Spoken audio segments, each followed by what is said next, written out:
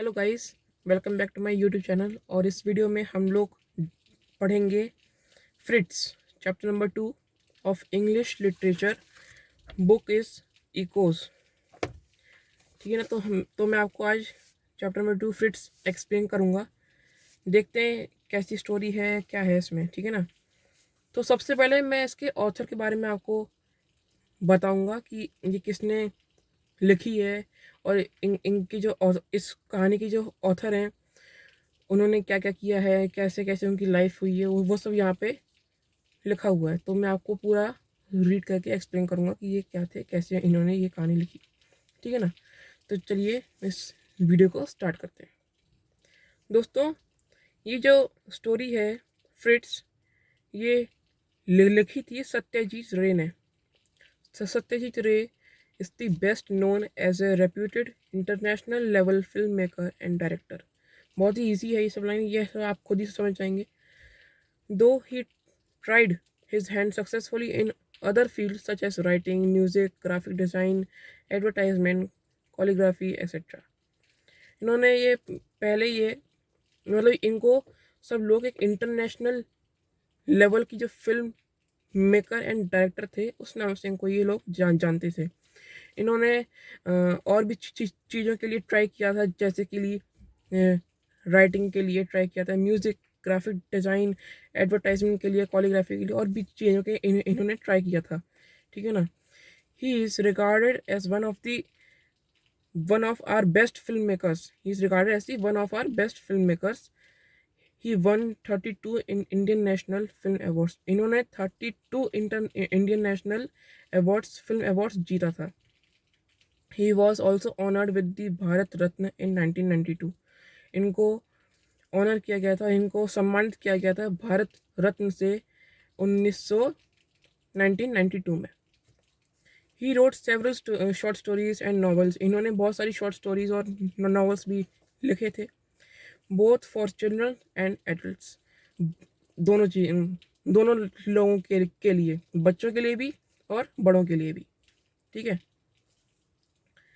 His most famous characters are Feluda and Sleuth and Professor Shanku the scientist. He was awarded as honorary degree by the Oxford University। Okay. तो चलिए, इनके जो author थे, इस कहानी का जो ऑथर है वो है सत्यजीत रे। और ये कहानी भी मैंने अभी रीड किया है और ये अच्छी कहानी है, थोड़ी मिस्टीरियस स्टोरी है। तो चलिए इसको देखते हैं क्या है ये। Fritz by Ray, Satyajit Ray, is a mysterious story blending the elements of the real, the fanciful, and the weird. The author builds up the atmosphere of suspense and mystery by unfolding the layers of the plot slowly, ending with a sting in the tale. The reader seems puzzled as to what the reality of Fritz, a small Swiss doll of an old man, is. Is he really a ghost? And what kind of ghost it is? थोड़ी ये mysterious story है, चलिए देखते हैं। जयंतो, अभी story यहाँ से start हुई है। Jayanto in this story had a doll of an old smiling man which was named Fritz. एक जयंतो था, बच्चा था, उसके पास एक बूढ़े आदमी की डॉल थी ऑफ ए स्माइलिंग मैन। वो आदमी हंसता था और एक स्माइलिंग मैन की डॉल थी और उस डॉल का नाम था Fritz. He came to be friendly with the doll and spend hours in conversation with the unresponded doll। वो उस डॉल को बहुत उसके साथ उसकी बहुत दोस्ती थी और वो घंटों तक उससे बात करता था, जबकि वो डॉल कोई रिस्पॉन्स नहीं देती थी। तब भी जयंतो उस डॉल के साथ बहुत ज़्यादा बात करता था और खुश रहता था। One day stray dogs tour the doll apart. एक दिन जो स्ट्रे डॉग्स जो होते हैं उन्होंने उस डॉल को फाड़ दिया, टोर कर दिया। The boy buried it under A deodar tree in the garden of his bungalow. और फिर जब कुत्तों ने उसकी डॉल को खराब कर दिया तब उस लड़के ने उसको एक डिओडर ट्री के नीचे गाड़ दिया और वो ट्री उसके गार्डन में ही था, उसके बंगलो के गार्डन में ही था। About 31 years later he return to the place. फिर वो 31 साल के बाद उस बंगलो पे वापस आया। The childhood memories came to slowly, उसको अपनी बचपन की जो यादें थी वो उसको धीरे धीरे करके याद आने लग गई.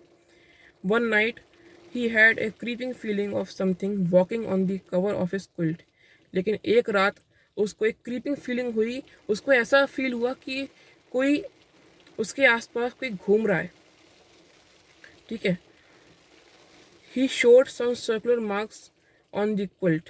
और फिर उसने लोगों को एक जो सर्कुलर मार्क्स होते हैं वो दिखाया कि ये मार्क्स देखो यहाँ पे पड़े हुए हैं. ऐसे मार्क्स यहाँ पे हैं. ये सब धब्बे सब किस चीज़ के. And then declare that Fritz came into his room.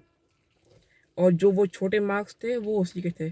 फिर उसने कहा कि जो मार्क्स हैं वो पक्का तभी यहाँ पे आए हैं क्योंकि फ्रिट्स जो है, जो डॉल थी, वो उसके रूम में आई थी.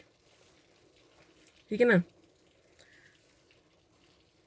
हिज कंपेनियन शंकर, उसका जो कंपेनियन था Shankar, the narrator decided to get him the rid of his whim. जो शंकर था उसका कंपेनियन, उसने ये डिसाइड किया कि अब मैं इसको इसके वहम से बाहर निकालूंगा. ठीक है ना. He suggested digging the ground where the doll was buried. उसने फिर उसको सजेस्ट किया कि अगर तुम्हें लग रहा है कि फ्रिट्स यहाँ पे आया है तो जहाँ पे तुमने उस डॉल को गाड़ा था उस जगह को फिर से खोदो और देखो कि यहाँ पे डॉल है कि नहीं. जब उसने उस ग्राउंड को खोदा, when the ground was dug, a 12-inch long perfect human skeleton the size of the Fritz was found there. लेकिन जब उसने उस ग्राउंड को खोदा तो वहाँ पे एक परफेक्ट ह्यूमन स्केलेटन था. स्केलेटन, कंकाल, ऑफ द साइज ऑफ फ्रिट्स. जिस साइज की वो डॉल थी फ्रिट्स, उसी साइज का वो ह्यूमन स्केलेटन वहाँ पे दिखा. अब भैया जहाँ पे डॉल को गाड़ा गया है वहाँ पे स्केलेटन आया कैसे. चलो ठीक है, मान लिया आ गया तो वो आया होगा इसलिए. मान लो जब वो चला गया था 31 सालों के लिए, तब उसके बंगलों पे किसी और ने आकर के आप वहाँ पे खोद के उस डॉल को निकाल लिया हो और वहाँ पे किसी को दफना दिया हो, उसका स्केलेटन हो. लेकिन अगर स्केलेटन वो उसने बहुत पहले ही दफना दिया है तो वो अब तक तो उसको सड़ गल जाना चाहिए था. इसका मतलब वो जो स्केलेटन है वो उसमें कुछ तो बात है. और या तो उसको अभी जल्दी दफनाया गया है कुछ दिन पहले ही. पता नहीं. ये तो एक इस स्टोरी ने तो एक सस्पेंस छोड़ दिया है कि अब इसमें आगे क्या होगा. तो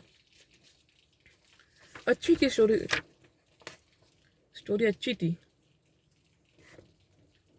फ्रिट्स इज अ मिस्ट्री स्टोरी. चलिए अब मैं इसकी समरी आपको एक्सप्लेन करता हूँ. इसकी समरी क्या देखिए. ये समरी है, ये मैं अभी आपको एक्सप्लेन करूँगा. ठीक है. समरी में क्या है. Para point. Visit to Bundi. Jayanto and his friend Shankar was sitting in the garden of the circuit house in Bundi. Jayanto जो है और उसका जो फ्रेंड है, कंपेनियन जो इसका शंकर, वो एक गार्डन में बैठे हुए थे of the circuit house in Bundi. एक सर्किट हाउस के गार्डन में वो दोनों बैठे हुए थे बूंदी में. It was on the insistence of the Jayanto that they had come to Bundi in Rajasthan and not to some well-known place like Jaipur, Udaipur or Chittor. Actually, Jayanto had came to Bundi before as a child when he was 6. He had returned after 31 years. The fort of Bundi was an attraction for both the visitors. अच्छा, जो ये 31 years जो है ये जब वो गया था, जैसे कि हमने भी स्टोरी में पढ़ा था कि वो 31 ईयर्स के बाद आया, तो वो 31 ईयर्स वो कहाँ गया था उसके बारे में यहाँ पे लिखा हुआ है. वो कहाँ गया था. वो गया था बूंदी में.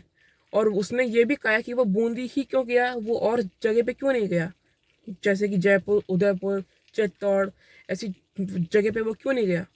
वो बूंदी पे इसलिए गया था क्योंकि जयंतो को कुछ था. एक सेकेंड दोस्तों, ये जो समरी है इसमें ज़्यादा कुछ खास नहीं है, लेकिन अगर आपके पास बुक है तो आप समरी को भी देख सकते हैं. बस इसमें बस इतना ही आप समझ लीजिए कि ये जो 31 ईयर्स के लिए जो ये गया था वो। तो दोस्तों आज के लिए बस इतना ही। अगर आपको ये वीडियो अच्छी लगी हो तो प्लीज़ सब्सक्राइब करना और लाइक करना और शेयर करना। और अगर आपको ये कहानी समझ में आ गई हो तो प्लीज़ मुझे कमेंट सेक्शन में ज़रूर लिख करके बताना कि हाँ आपको ये समझ में आ गई है, ठीक है ना। तो चलिए बाय बाय, और मैं आपसे अब अगले वीडियो में मिलूँगा। Take care guys.